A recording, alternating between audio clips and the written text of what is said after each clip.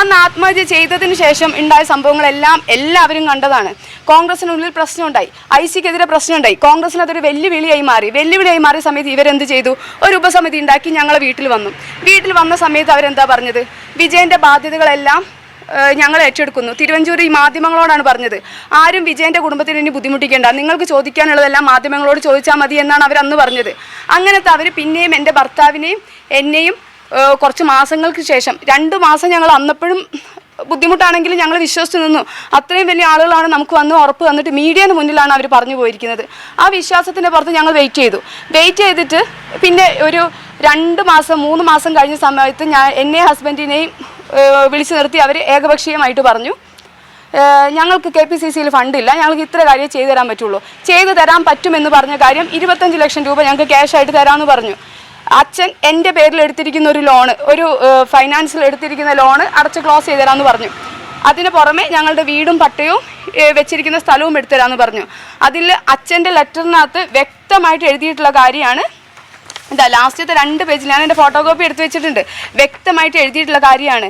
32 ലക്ഷം രൂപയ്ക്ക് സുൽത്താൻ ബത്തേരി അർബൻ ബാങ്കിൽ എൻ്റെ വീടും സ്ഥലവും പണയപ്പെടുത്തി ലോൺ എടുത്ത് ബാധ്യതകളെല്ലാം തീർത്തു എന്ന് വ്യക്തമായിട്ട് ആൾക്കാരുടെ പേര് സഹിതം അച്ഛൻ ഇത് എഴുതി വെച്ചിട്ടുണ്ട്. എന്താണ് ഈ നേതൃത്വം പറഞ്ഞത്? ഈ കത്ത് കള്ളാണെന്നാണ് അവർ പറയുന്നത്. അന്ന് അവർക്ക് സത്യമുണ്ട് വിജയൻ്റെ കുടുംബത്തിനോടൊപ്പം എന്ന് പറഞ്ഞതുകൊണ്ടാണല്ലോ അവർ അന്ന് അതെല്ലാം സമ്മതിച്ചത്. ഇന്നലെ ഇവർ ഇവിടെ ബാങ്കിൽ നിന്ന് മീറ്റിംഗ് വിളിച്ച് ഓരോ 2007 എന്തൊക്കെയോ കണക്കെടുത്ത്, എൻ്റെ ഓർമ്മ ശരിയാണെങ്കിൽ അർബൻ ബാങ്ക് എന്ന് പറഞ്ഞ പ്രസ്ഥാനം ഒരു ലോൺ അടച്ച് ആ ലോൺ ക്ലോസ് ചെയ്താൽ മാത്രമേ അടുത്ത ലോണായിട്ട് കൊടുക്കുള്ളൂ എന്നാണ് എൻ്റെ ചെറിയ ബുദ്ധിയിൽ എനിക്ക് തോന്നിയിട്ടുള്ള കാര്യം. അല്ലാതെ ഒരു പുതുക്കൽ പരിപാടി അവിടെ ഉണ്ടോ എന്ന് എനിക്കറിയില്ല. പുതുക്കൽ പരിപാടി എന്ന കാര്യം അവിടെ ഉണ്ടോ എനിക്കറിയില്ല. അച്ഛൻ എടുത്തത് 2007 അച്ഛൻ ലോൺ എടുത്തിട്ടുണ്ടോ എന്ന് എനിക്ക് വ്യക്തമായിട്ടുള്ള കാര്യമല്ല.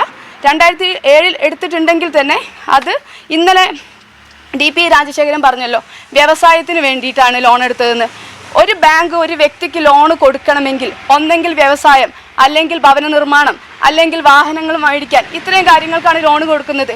അല്ലാതെ ഈ നിയമനക്കോഴ മേടിച്ച് IC ബാലകൃഷ്ണന് തിരിച്ചടച്ചു കൊടുക്കാൻ എന്നൊരു ഓപ്ഷൻ ആ ബാങ്കിൽ ഉണ്ടായിരുന്നോ? അങ്ങനെ ഉണ്ടായിരുന്നെങ്കിൽ ആ പേര് പറഞ്ഞിട്ട് അച്ഛൻ എടുക്കായിരുന്നോ? അതിന് വേണ്ടിയിട്ടാണ് അച്ഛൻ എടുത്തിരിക്കുന്നത്. പിന്നെ ഈ DP രാജശേഖരൻ പറഞ്ഞല്ലോ, എന്താണ് വ്യവസായം തുടങ്ങാൻ വേണ്ടിയിട്ട് തുടങ്ങിയതാണ്.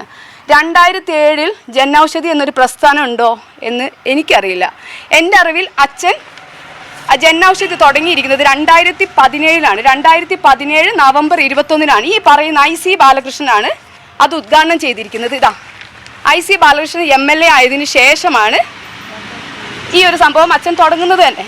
2017 പിന്നെ എന്ത് വ്യവസായം ഞങ്ങൾ തുടങ്ങിയെന്ന, ഞാൻ 2008 മുതൽ ഈ വീട്ടിൽ വന്ന് കയറിയതിന് ശേഷം പൂർണ്ണമായിട്ടും ഒരു പൊതുപ്രവർത്തകൻ മാത്രമായിരുന്നു അച്ഛൻ.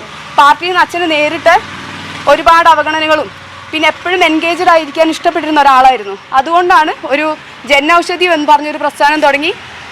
സ്വന്തം കാര്യങ്ങൾ തോന്നിക്കാണും, അപ്പോഴേക്കും ഏകദേശം ഒരു സാമ്പത്തിക ബുദ്ധിമുട്ട് വന്നു കാണും. അതുകൊണ്ടാണ് ലോൺ എടുത്തിട്ട് അച്ഛൻ്റെ IOB ബാങ്കിൽ നിന്ന് ലോൺ എടുത്തിട്ടാണ് ഇത് തുടങ്ങുന്നത്. പിന്നെ അവർ എന്ത് വ്യക്തമല്ലാത്ത കാര്യങ്ങളാണ് ഈ പറഞ്ഞുകൊണ്ടിരിക്കുന്നത്. അപ്പോൾ ഇപ്പം അവരെന്താ ചെയ്യുന്നത്? ഒരു കരാർ ഒപ്പിട്ട് കരാർ പാലിക്കപ്പെട്ടില്ല എന്ന് മാത്രമല്ല, ഇപ്പം നിലവിൽ ജീവിച്ചിരിക്കുന്ന കുടുംബങ്ങളെ പറ്റിയിട്ട് എന്തൊക്കെ അനാവശ്യങ്ങളാണ് അവർ എഴുതി പിടിപ്പിക്കുന്നത്.